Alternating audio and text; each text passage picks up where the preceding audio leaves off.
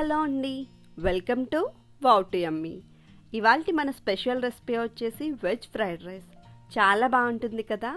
ఎప్పుడన్నా lunch box పెట్టే time లేనప్పుడు కానీ, లేదంటే ఏం కర్రీ వండాలో తెలియనప్పుడు జస్ట్ 10 నిమిషాల్లో ఈ వెజ్ ఫ్రైడ్ రైస్ని ఈ టిప్స్ పాటిస్తూ చేసి చూడండి.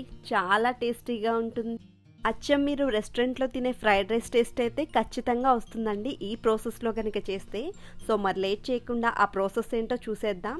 అంతకంటే ముందు దీనికి కావాల్సిన ఇంగ్రీడియంట్స్ ఏంటో చూసేయండి. దీనికోసం నేను ఈ గ్లాస్తో 1 గ్లాస్ బాస్మతి రైస్ని తీసుకుని కుక్ చేసుకుని పెట్టుకున్నానండి. ఫ్రైడ్ రైస్ చేసేటప్పుడు ఎప్పుడు కూడా రైస్ 90% కుక్ అయితే సరిపోతుంది. అలానే రైస్ పూర్తిగా చల్లారిన తర్వాత మాత్రమే ఫ్రైడ్ రైస్ అనేది ప్రిపేర్ చేసుకోవాలి, లేదంటే రైస్ బ్రేక్ అయిపోయే ఛాన్సెస్ ఉన్నాయి. సో ఇప్పుడు ఈ రైస్ని అయితే పూర్తిగా చల్లారి పెట్టుకుని పక్కన పెట్టేసుకుంటున్నాను. ఇప్పుడు స్టవ్ మీద ప్యాన్ పెట్టుకుని 2 టేబుల్ స్పూన్ ఆయిల్ యాడ్ చేసుకోవాలి. ఆయిల్ బాగా హీట్ అయిన తర్వాత ఇలా సన్నగా తరిగిన వెల్లుల్లి ముక్కల్ని యాడ్ చేసుకోవాలి. అలానే ఇలా సన్నగా తరిగిన పచ్చిమిర్చి ముక్కలను కూడా యాడ్ చేసేసుకుని వెల్లుల్లిలా బాగా ఫ్రై అయిన తర్వాత చిన్న ముక్కలుగా కట్ చేసుకున్న ఆనియన్స్, అలానే 2 టేబుల్ స్పూన్ పచ్చి బఠానీ, అలానే 2 టేబుల్ స్పూన్ వరకు బీన్స్ని ఇలా ముక్కలుగా కట్ చేసుకుని యాడ్ చేసుకోవాలి.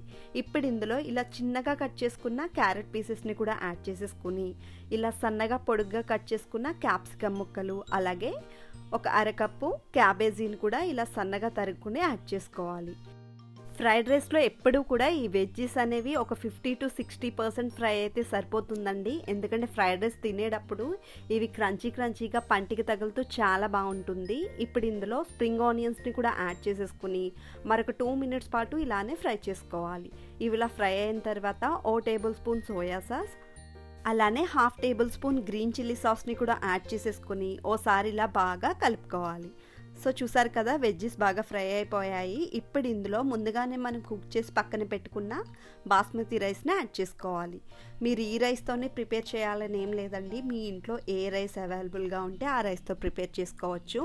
ఇప్పుడు ఇందులో 1 టేబుల్ స్పూన్ వెనిగర్, అలాగే రుచికి తగినంత సాల్ట్ని కూడా యాడ్ చేసేసుకుని 1/2 టేబుల్ స్పూన్ వరకు పెప్పర్ పౌడర్ని యాడ్ చేసుకోవాలి. పెప్పర్ పౌడర్ అనేది soya sauce and green chilli sauce అనేది మీ టేస్ట్కి తగ్గట్టు యాడ్ చేసుకోండి.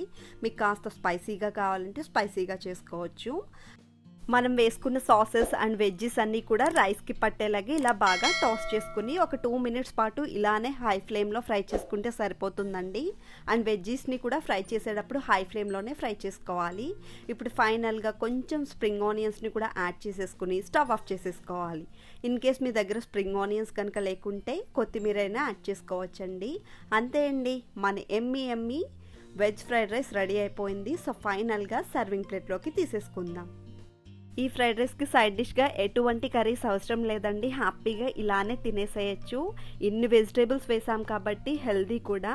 సో పిల్లలకి ఇలా చేసి పెట్టండి, చాలా ఇష్టంగా తినేస్తారు. సో ఇదండి ఇవాల్టి రెసిపీ. ఈ రెసిపీ కనుక మీకు నచ్చినట్లయితే తప్పకుండా లైక్ చేయండి, షేర్ చేయండి, కామెంట్ చేయండి. మరిన్ని ఎమ్మీ అండ్ టేస్టీ రెసిపీస్ కోసం మన వావ్ టు యమ్మీ ఛానల్ని సబ్స్క్రైబ్ చేసుకోండి. Thanks for watching.